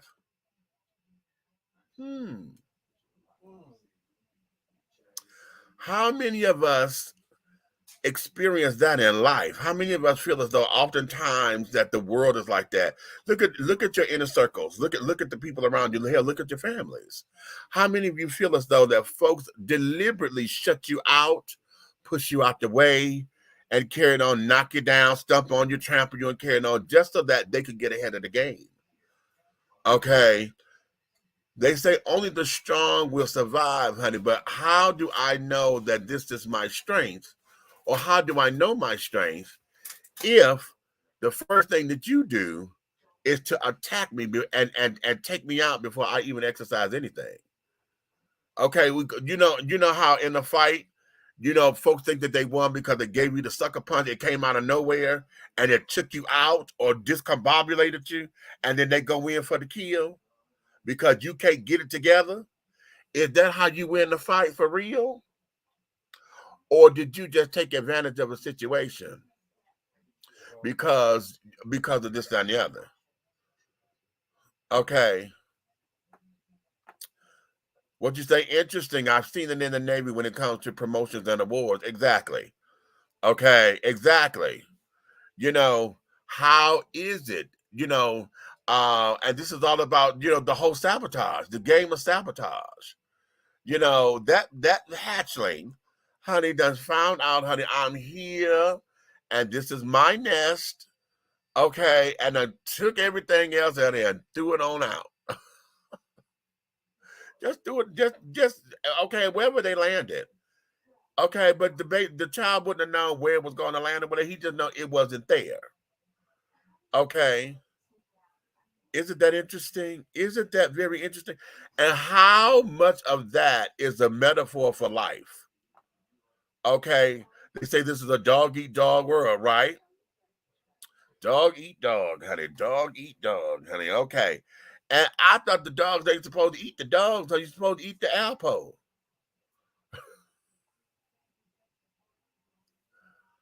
Okay. So we got doggy cannibalism going on, honey. But if the dog eat the dog, honey, then it's cannibalism, right? Okay. And then here's something else. Somebody put this up on TikTok. I didn't know this neither. That when a lion dies or whatever, that lions eat their own. And I didn't know that. Somebody did that about there's a meme going around as a slight video about the death scene from The Lion King when Scar killed Mufasa.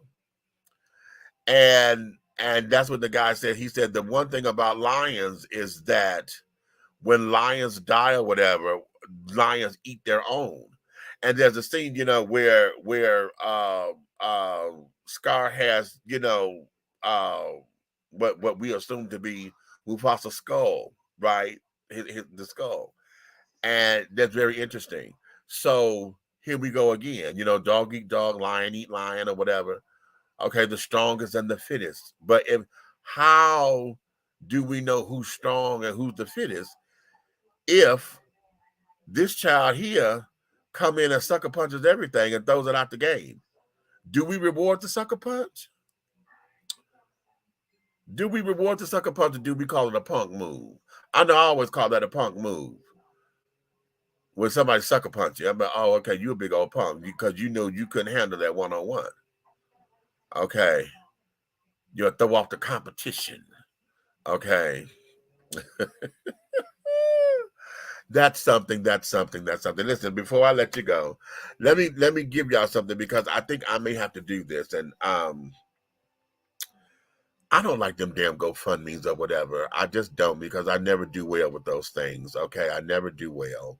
The goals that I set, they've never been achieved, and things of that nature. They just don't do me, and I don't know why. You know, sometimes I get a little jealous or a little bent out of shape because you see the simplest little stories can raise hundreds and hundreds and hundreds of thousands of dollars, and yet was something that when one of my sons, Graylin, he had a fire, and I wanted to do a GoFundMe for him to get him back together, and we were trying to raise like $2,500, and I only raised 800. And I was like, oh, that, never could get to the goal. I'm like, but I thought y'all said y'all liked him. But I may have to put a GoFundMe together because I got to get home. And if I put it together, would you guys help me to get home? My father called me, and the funeral is on November 11th. Well, the family out was the 10th. The funeral is November 11th. So that there is not this coming Friday, but the following Friday, which is it's the off pay week, because this coming Friday, that's the rent check. So I may have to put a GoFundMe together, and hopefully you guys will be benevolent and let me get home so I can be by his side to bury my stepmother.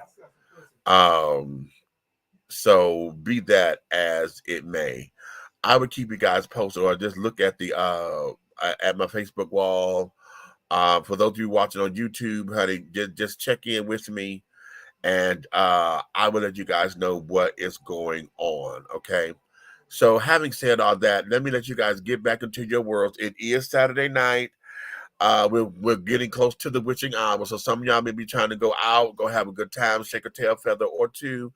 I'm finna relax and carrying on. I'm not hurting as much as I was, but I'm still kind of achy and things of that nature. And I gotta get ready for donut factory duties tomorrow because I called off the other night, and I gotta prepare now because I don't have any more sick days just yet until they fix my time. And I don't want to keep calling off using my sick days because of me feeling achy and all this old shit. So that be that. Okay. So having said all that, honey, you may finish all of your crumpets because the tea has been dished. And you've been dishing tea, darlings. With Big Meats, honey. If you love me like you say you do, honey, and has shown me that you did, baby, listen, tell all of your family and your friends, honey, to come on in to like, subscribe, and share, and be a part of the experience. Tell them to bring a few crumpets with them, honey. But if you hated me, you think I'm talking out the side of my mouth, honey, you want to neck roll me, you want to talk about me, I ain't got no teeth, or whatever you want to say, okay? You can tell all of your motherfucking enemies, honey, to like, subscribe, and to share. Because I need you to understand this. Everything that we're doing over here, honey, at THRU the Hard Way, the syndicate, everything that we're doing will move forward in any way, shape, style, form, or fashion, honey. Once again, you may finish all of your tea because the tea has been dished. And you've been dishing tea, darlings, with... Big Meats. Okay. So having said all that, honey, I'll let you go by saying, woohoo!